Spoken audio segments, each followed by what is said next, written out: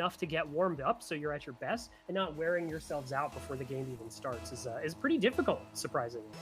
So I don't know if this is too boomerish of us, but did you ever, speaking about like warming up, did you ever have someone that you played with or against that liked to go in cold to a match?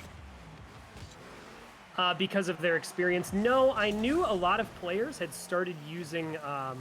Speaking of cold, a lot of players had cold hands because of nerves, so they'd start using those like those toasty hands or whatever, those things you shake to warm up your hand. Oh, there's Bowtie again. No more slow shots for Bowtie. He's just not going to. No players I knew would ever go in cold. One of my strategies actually was to play on a very high sensitivity the day or two before a competitive match, and then lower my aim sensitivity so that I would feel sharper and more in control of my aim. That's very interesting. I would lower it right in time for the game, no practice. So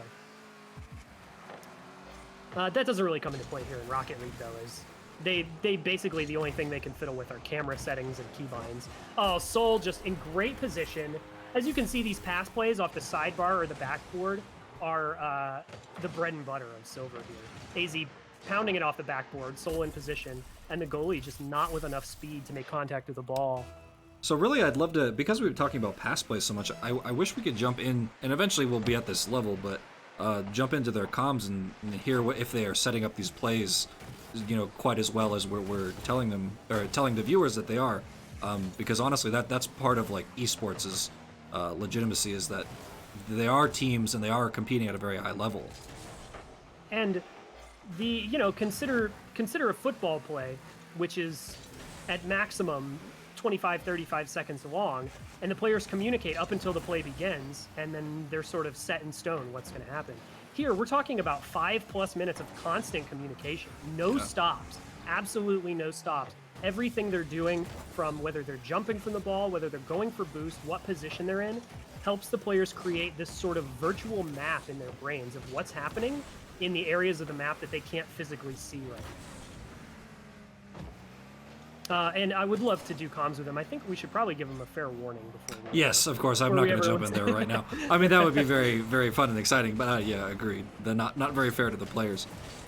Eventually, I would definitely like to see comms recorded, and then we can view it afterwards, but I was hoping for a slow goal, the fourth slowest goal, but not quite.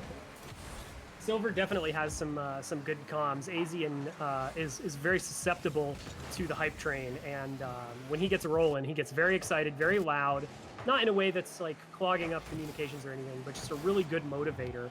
And if I remember correctly, he was the most requested teammate, as he's toying with the enemy team by just driving parallel to them. He was the most requested teammate during tryouts, just because of his positive attitude and his motivation. The other players all said it was like having your own personal Flava Flav hype man on your team, because he was always just making you feel good. Like, no matter how far down you were, you never feel like you're out of it, because AZ's attitude is so good. We really love having that on the team. That's great. As we're talking about him, he goes up here for a double touch, almost the backboard touch, to pass it down to Bowtie, who's in position, but doesn't quite get the second touch. This well, I'm not quite sure if it's BM Coles, but it was very funny to watch. I will say that I think the positivity in esports is somewhat of a problem, right? Like there can be toxicity, and not that the regular sports don't have toxicity, but it's very pronounced in esports. As Crazy Panda scores from halfway across the map. A rolling goal, and we were just praising the communication of Silver. Clearly a breakdown here. They got overconfident. They're only up 2 goals, expecting to run away with this one, and no one paying attention. Well, hopefully that's a wake-up call for them, and to score another, 3 or 4. They got plenty of time to put it in the goal a bunch. We've seen them do it before. Absolutely, and Silver not missing a beat. Back on the attack here. 3-pronged attack, 2 shots on goal, but Bushnell JV in perfect position to save. Soul is not ready to give up on this play yet.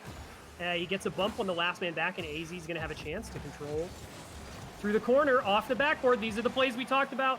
Bushnell able to save it, able to clear it. And another nice control. Silver might be starving them here, but Bushnell is being very resilient in their defense. Not giving up position, even though they're low on boost. just making save after save. And Silver's really going to have to focus here because Bushnell are turning it up this game. AZ carries it and just takes it into his own hands. He must have heard me coaching him from the void as he makes an air dribble and scores it all on his own. All 3 players in position. Aztec jumps and AZ taps it over both of them.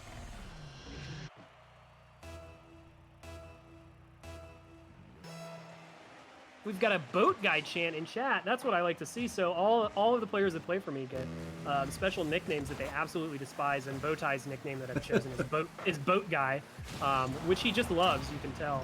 Oh no, Bushnell with a shot here, all the way downfield, and again Silver getting overconfident.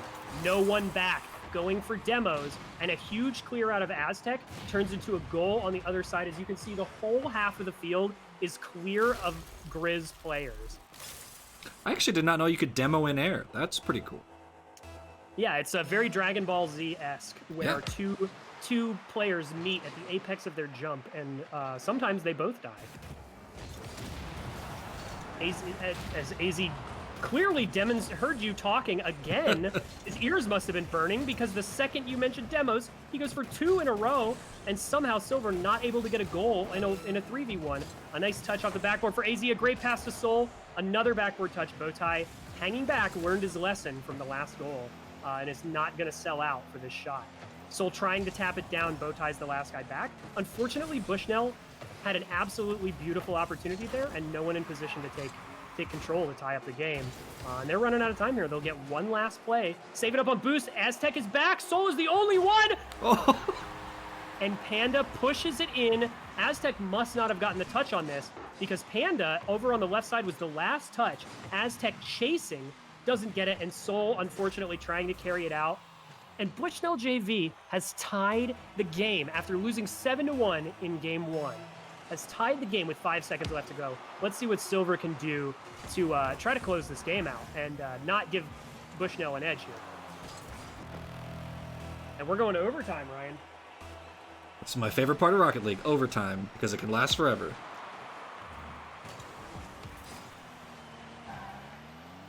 Bushnell JV showing some aggression off the bat, but Silver winning the kickoff. Again, had nobody back. If a power shot happened from Bushnell there, they would have sealed the deal 4-3. Luckily, no one was in position for that. It's going to bounce down in front of goal. He gets a shot, but both Bowtie and Soul are in position, and Soul's going to carry this out. He's taking it into his own hands now. He's not ready to give up yet.